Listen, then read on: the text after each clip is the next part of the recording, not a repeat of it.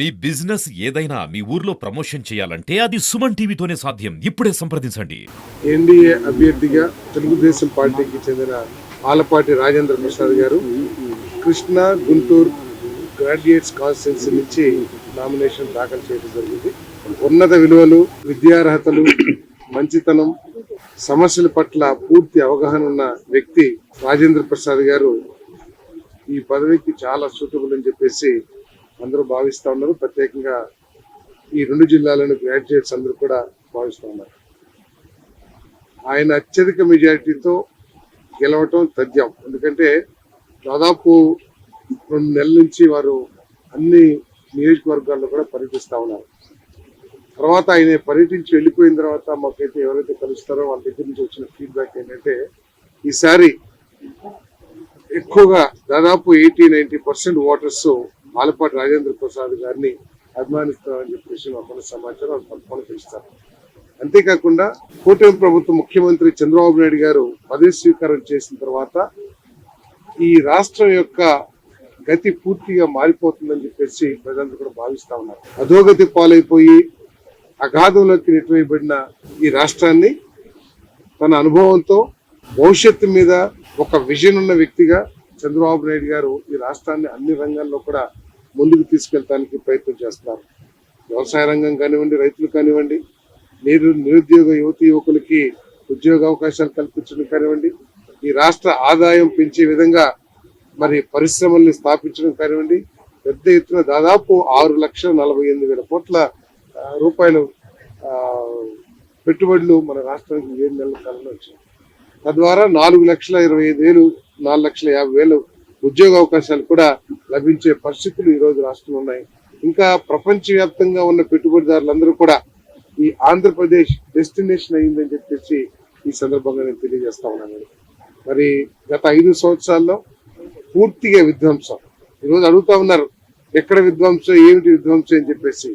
మీరు ఎగ్గొట్టిన డబ్బులు ఏదైతే ఉన్నాయో రైతులకు కానివ్వండి, విద్యార్థులకు కానివ్వండి, కాంట్రాక్టర్లకు కానివ్వండి, అదేవిధంగా మధ్యలో ఆపేసేసి కొన్ని వేల కోట్ల రూపాయలు ఖర్చు పెట్టి చింతలపూడి కానివ్వండి, పోలవరం కానివ్వండి, అమరావతి కానివ్వండి, వీటన్నిటి ద్వారా మీరు సృష్టించిన విధ్వంసం ఏదుందో అది చరిత్రలో లిఖించబడతామని చెప్పేసి కొన్ని సందర్భంగా తెలియజేస్తూ మరి ఈ ఎన్నికల్లో రాజేంద్ర ప్రసాద్ గారిని అత్యధిక మెజార్టీతో గెలిపించి మన చంద్రబాబు నాయుడు గారి నాయకత్వాన్ని ఇంకా మరింత బలోపేతం చేసి ఈ రాష్ట్రాన్ని ముందుకు తీసుకెళ్ళడానికి ఆశీర్వదించాల్సిందిగా ఓటర్ మహాశయులను కూడా కోరుతాం. 2.0 గురించి మనం ఆలోచించడం కూడా అవసరం లేదని చెప్పేసి భావిస్తాం. ఆయన మొట్టమొదటి నుంచి కూడా ఏంటంటే ఊహాగానాలు, కళలు ఆయన సృష్టించుకున్న లోకంలో ఆయన వేధిస్తూ ఉంటారు. ఎందుకంటే అది నేను చెప్పే మాట కాదు, వైఎస్ఆర్ కాంగ్రెస్ పార్టీ వాళ్ళు చెప్తా ఉన్నారు, అందరూ కూడా చూస్తా ఉన్నారు. వై నాట్ 175 అని చెప్పేసి అపోలు సృష్టించి ఆఖరికి 11 పడిపోయిన వ్యక్తి 2-0లో మరి ఇక ఆ పార్టీ మోసేసుకుంటామో లేకపోతే ఏం జరుగుతుందో ప్రజలు నిర్ణయిస్తారని చెప్పేసి భావిస్తారు. కూటమి అభ్యర్థిగా గుంటూరు జిల్లాలో సీనియర్ నాయకులు విద్యార్థి దశ నుంచి యువజన విభాగం నుంచి 94 నుంచి ఈ రోజు వరకు రాష్ట్ర ప్రజలందరూ మెచ్చేటువంటి అభ్యర్థిని ఎంపిక చేశారు అని చంద్రబాబు గారిని కానీ కూటమి నాయకులను కానీ రాష్ట్ర వ్యాప్తంగా హర్షించేటువంటి నాయకుడిని ఆలపాటి రాజేంద్ర ప్రసాద్ గారిని నియమించడం అనేటువంటిది రాష్ట్ర వ్యాప్తంగా ఆమోదం పొందినటువంటి నాయకుడు ఆలపాటి రాజేంద్ర ప్రసాద్ గారు. ఈ జిల్లాలో ఒక చెరగని ముద్ర ఉంది.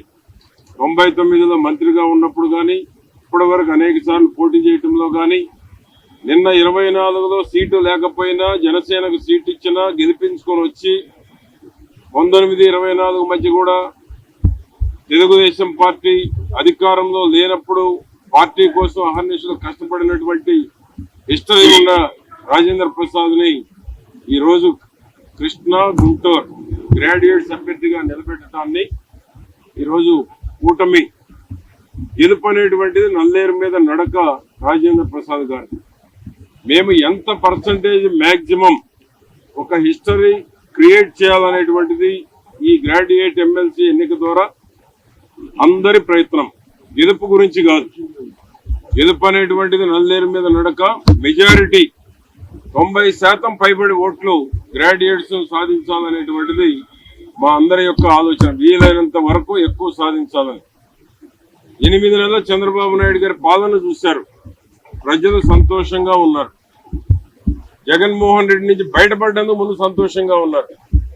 చంద్రబాబు గారు 8 నెలల పాలనలో సాధించిన విజయాల పట్ల కూడా ప్రజలు సంతోషంగా ఉన్నారు. జగన్మోహన్ రెడ్డి నిన్న 2 అన్నాయి, 30 ఏళ్ళు అన్నాయి. అది పగటి కథ తప్ప మళ్ళా జగన్మోహన్ రెడ్డి చరిత్రలో ఈ రాష్ట్ర ముఖ్యమంత్రి అయ్యేటువంటి అర్హతలు కోల్పోయారు. ఆయన ఒకసారి అన్నాడు, ఒకసారి ఇచ్చారు, ఒకసారితోనే అది చివరిసారి అనిపించుకున్నాడు ప్రజల చేత. కాబట్టి 150 సీట్లు ఇచ్చినటువంటి వైకాపా 11 సీట్లు పడిపోయింది. కాబట్టి జగన్మోహన్ రెడ్డి వాస్తవాల్లో బయటికి రావాలి, ఇంకా బయటికి రాలా. పగటి కళ్ళ గంటా ఉన్నాడు, లండన్ పోయి వచ్చాడు, ఏం అర్థం కాక మాట్లాడినట్టు కనపడతా ఉంది, మతి భ్రమించినట్టు మాట్లాడినట్టు కనపడతా ఉంది. గంటలు మాట్లాడటం కాదు, 5 ఏళ్ల పాలనలో ఒకసారి నెమరు వేసుకో, ఏం చేసావు, ఏం తప్పులు చేశావు, ఎందుకు ప్రజలు దూరం అయ్యారు, ఎందుకు నీ పార్టీ నాయకులు కార్యకర్తలు దూరం అయ్యారు, దూరం అవుతున్నారు అనేటువంటిది ఆత్మవిమర్శ చేసుకోకుండా చంద్రబాబు గారు సూపర్ 6 గురించి మాట్లాడతారు. సూపర్ 6 అమలు చేసి తీరుతారు, ప్రజలు అర్థం చేసుకున్నారు. చంద్రబాబు నాయుడు గారి తపన తాపత్రయాన్ని రాష్ట్ర ప్రజలు అర్థం చేసుకున్నారు. జగన్మోహన్ రెడ్డికి అర్థం కావటం లేదు. 7 లక్షల కోట్లు ఈ రోజు తీసుకురావడం జరిగింది. దీంట్లో ఏ ఒక్కటి వెనక్కిపోయే ప్రశ్న కూడా లేదు. అన్ని కేంద్ర ప్రభుత్వం నుంచి కానీ ఇతర దేశాల నుంచి కానీ డెఫినెట్ గా వచ్చి ఇంప్లిమెంట్ చేసేటువంటి పథకాలే ఇప్పటికి 7 లక్షల కోట్లు వచ్చినాయి. ఎన్ని వేల ఉద్యోగాలు వస్తాయి జగన్మోహన్ రెడ్డి ఊహించుకోవాలి. ఏది వచ్చినా నేను తెచ్చానంటున్నాడు. ప్రజలు నమ్మే పరిస్థితుల్లో లేరు.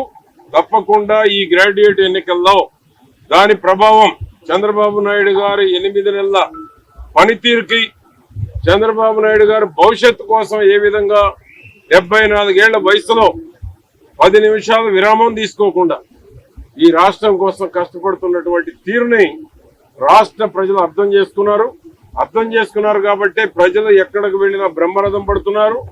జగన్మోహన్ రెడ్డి ఎన్ని ధర్నాలు పిలిపించినా వాయిదాలు వేసుకోవడం తప్ప ప్రజలు ఆ ధర్నాలను, ఆ నిరసనలను స్వాగతించేటువంటి పరిస్థితుల్లో ఈ రాష్ట్ర ప్రజలు లేరు.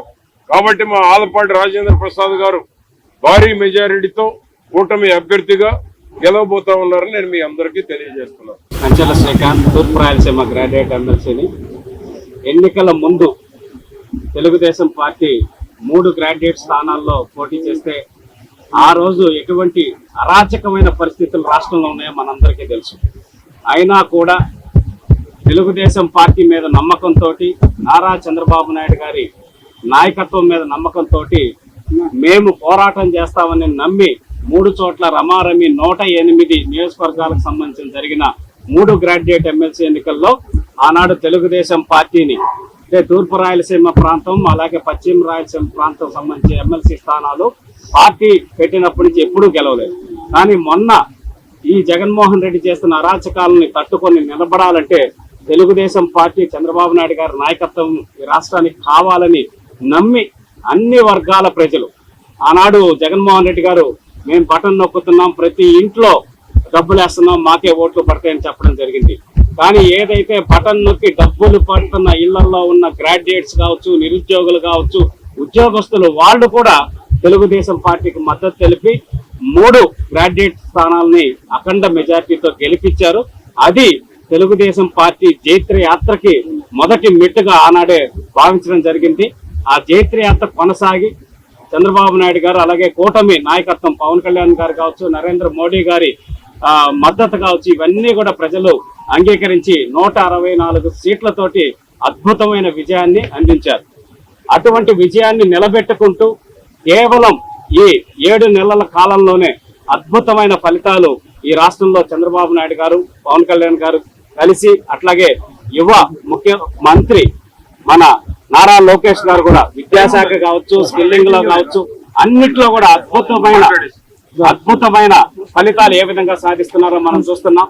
ఒకటి, మెగా డిఎస్సి నిరుద్యోగులకు ఏదైతే మాట ఇచ్చారో ఆ మాట ప్రకారం మా 3 గ్రాడ్యుయేట్ ఎమ్మెల్సీలను పక్కన నుంచోబెట్టుకొని మొట్టమొదటి సంతకం నిరుద్యోగ ఉద్యోగుల కోసం మెగా డిఎస్సి మీద చంద్రబాబు నాయుడు గారు సంతకం చేయడం జరిగింది. అలాగే ప్రైవేటు రంగంలో కూడా ఏదైతే యువగళం ద్వారా 20 లక్షల ఉద్యోగాలు కల్పిస్తామని చెప్పనేసి మనం కూటమి తరఫున మాట ఇచ్చామో ఆ మాటను నిలబెట్టుకునేదానికి మొన్న దావోస్ పర్యటనలో కూడా ఎంత అద్భుతంగా పనిచేశారు.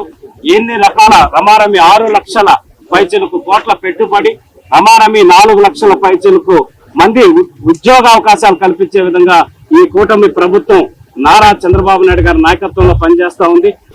పామర నియోజకవర్గ ఎమ్మెల్యే వర్ల కుమార్ రాజా కృష్ణా జిల్లా నుంచి ఈరోజు ఆలపాటి రాజేంద్ర ప్రసాద్ గారు పట్టభద్ర ఎమ్మెల్సీ ఎన్నిక అభ్యర్థి అయినటువంటి ఆలపాటి రాజేంద్ర ప్రసాద్ గారిని ఆయనకి మద్దతు పలకడానికి ఆయనతో పాటు నామినేషన్ కార్యక్రమాల్లో పాల్గొనడం జరిగింది. ఈరోజు ఏ వీధిలో ఎక్కడ చూసినా ఈరోజు గుంటూరు గర్జించింది. ఏ వీధిలో ఎక్కడ పలుకుతున్నా ఎక్కడ మాట్లాడినా అందరూ కూడా ఏ ఫర్ యాపిల్ కాదు ఏ ఫర్ ఆలపాటి అనే విధంగా మనకి ప్రతి ఒక్కరి నోరెమ్మట.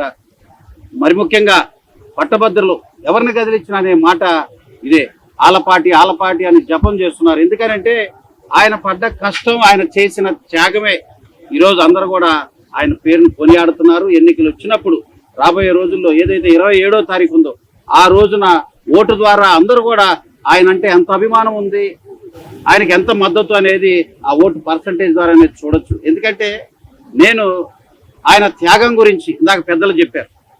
అదేవిధంగా ఆయన ఒక న్యాయవాది, మాజీ మంత్రివర్యులు, ఎన్నిటితో పాటు 100 రోజులుగా ఆయన పడుతున్న శ్రమ.